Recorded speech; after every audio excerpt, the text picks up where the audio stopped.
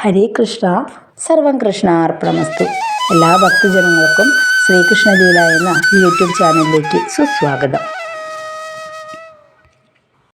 ദേവന്മാരുടെ ദേവനായിട്ടുള്ള ശിവഭഗവാൻ സകല ഗ്രഹങ്ങളുടെയും ജഗത്തിൻ്റെയും നാഥനാണ്. ശിവഭഗവാനെ ആരാധിച്ചാൽ തീരാത്ത ദുരിതങ്ങളില്ല എന്നാണ് വിശ്വസിക്കപ്പെടുന്നത്. ഏത് ദുർഘടമായ ദശാസന്ധിയെയും മറികടക്കാൻ ശിവഭഗവാനെ ധ്യാനിച്ചാൽ മാത്രം മതി.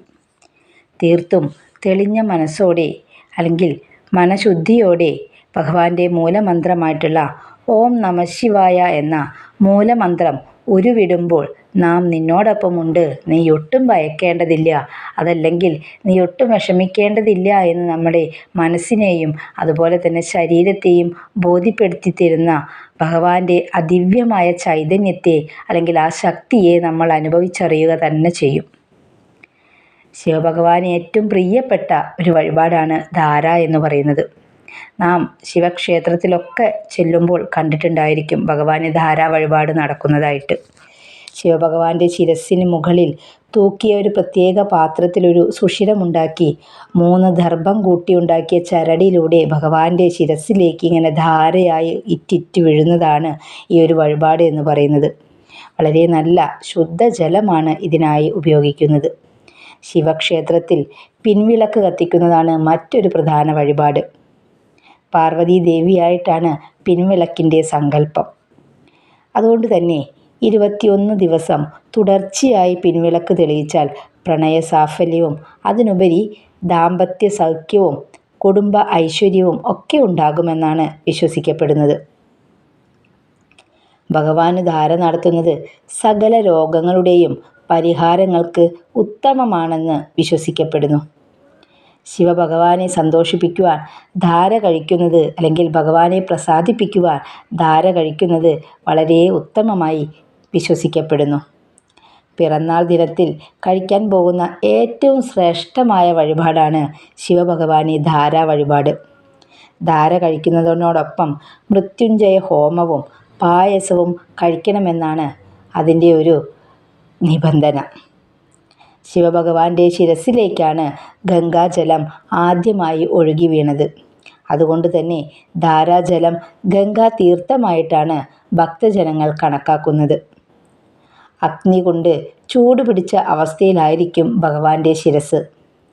ഭഗവാന്റെ ശിരസിനെ തണുപ്പിക്കുവാനാണ് ധാരാ വഴിപാട് നടത്തുന്നത്. ധാര നടക്കുന്ന സമയം മുഴുവനും പഞ്ചാക്ഷരി മന്ത്രം ജപിച്ച് ഭഗവാന്റെ ദർശനം നടത്തിയാൽ ആയുരാരോഗ്യ സൗഖ്യവും കുടുംബത്തിൽ യശസ്സും സന്തോഷവും സമ്പത്തും ഉണ്ടാകുമെന്നാണ് വിശ്വാസം. സകല ദുരിതങ്ങളിൽ നിന്നും മോക്ഷപ്രദായകമായിട്ടുള്ള ഒരു വഴിപാടാണ് ധാര ചെയ്യുന്നതിലൂടെ നമുക്ക് പ്രാപ്തമാകുന്നത്. ക്ഷീരധാര അതല്ലാന്നുണ്ടെങ്കിൽ ഇളനീർ ധാരയും ഭഗവാന് അഭിഷേകങ്ങളും ഏറെ പ്രിയപ്പെട്ടതാണ്.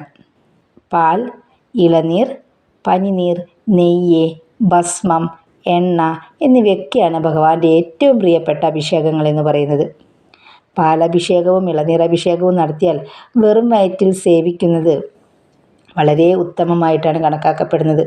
നമ്മൾക്കുണ്ടാകുന്ന പല ഉദര രോഗങ്ങൾക്കും വളരെയധികം ഉത്തമമാണ് ഈ പാലഭിഷേകം നടത്തിക്കഴിഞ്ഞാൽ ആ ഒരു പാല് നമ്മൾ സേവിക്കുന്നത്. അതുപോലെ തന്നെ സന്താന സൗഭാഗ്യങ്ങളൊന്നും ഇല്ലാതിരിക്കുന്ന ഭക്തജനങ്ങൾ ആരെങ്കിലും ഉണ്ടെങ്കിൽ അവർക്ക് സന്താന സൗഭാഗ്യം ഉണ്ടാകുവാനും ഇളനീർ അഭിഷേകം ചെയ്യുന്നത് വളരെ നല്ലതാണ്. അതുപോലെ തന്നെ മനോസുഖത്തിന് നെയ്യഭിഷേകവും ഉദര രോഗശമനത്തിനും ബുദ്ധിശക്തി വർദ്ധിക്കുന്നതിനും അല്ലെങ്കിൽ നമുക്ക് മാനസികമായിട്ട് നമ്മൾ വല്ല ബുദ്ധിമുട്ടുകളിലൊക്കെ പെട്ടിരിക്കുകയാണെന്നുണ്ടെങ്കിൽ അതുപോലെ അപസ്മാരം ബാധിതരായിട്ട് ആരെങ്കിലുമൊക്കെ ഉണ്ട് എന്നുണ്ടെങ്കിൽ ഇതിനൊക്കെ നെയ്യഭിഷേകം വളരെ ഉത്തമമായിട്ടാണ് കണക്കാക്കപ്പെടുന്നത്. പനീർ അഭിഷേകം മനോസൗഖ്യത്തിനും ഭസ്മാഭിഷേകം ശരീരസുഖത്തിനുമാണ് ചെയ്യാറുള്ളത്. എണ്ണയഭിഷേകം നടത്താറുണ്ട്. അതെന്തിനാണ്?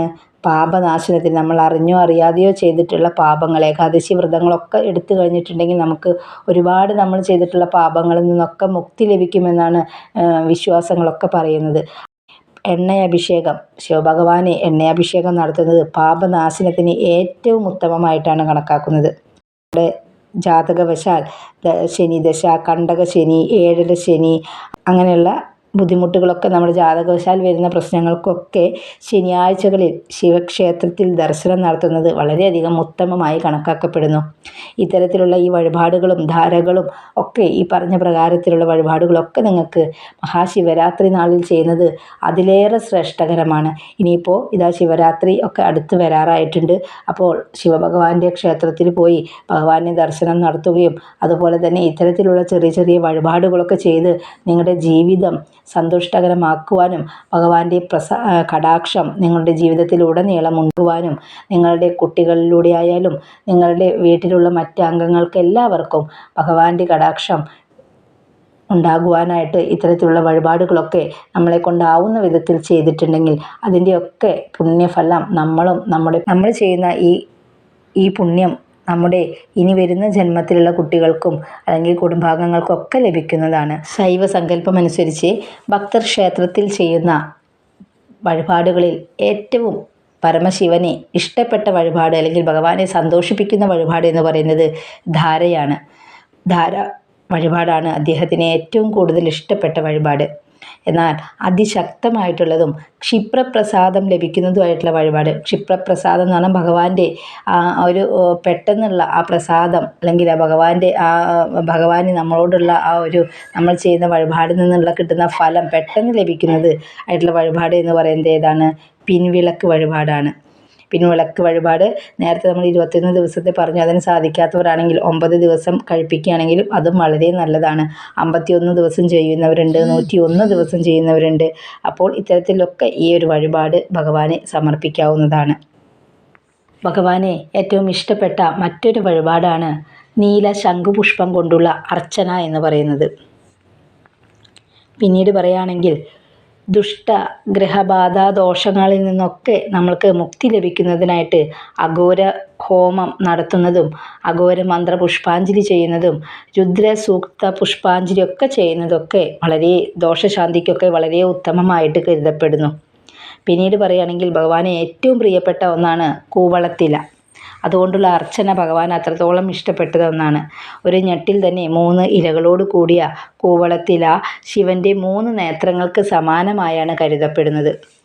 7 ദിവസമോ 14 ദിവസമോ 21 ദിവസമോ അങ്ങനെയുള്ള ദിവസങ്ങളിലൊക്കെ ശിവനെ കൂവളത്തില കൊണ്ട് അർച്ചന നടത്തിയിട്ടുണ്ടെങ്കിൽ നമുക്കുണ്ടാവുന്ന ഭയം, ആപത്ത് മുതലായ ബുദ്ധിമുട്ടുകളൊക്കെ നമ്മളിൽ നിന്ന് വിട്ടുപോകുന്നതായിട്ടുള്ളൊരു തോന്നലെങ്കിലും നമുക്ക് ഭഗവാൻ വരുത്തി തരും. നമ്മുടെ മനസ്സിൽ നിന്ന് അത്തരത്തിലുള്ള വിഷമങ്ങളൊക്കെ മനസ്സിൽ നിന്ന് മാറ്റിത്തരാൻ ഭഗവാന് സാധിക്കും.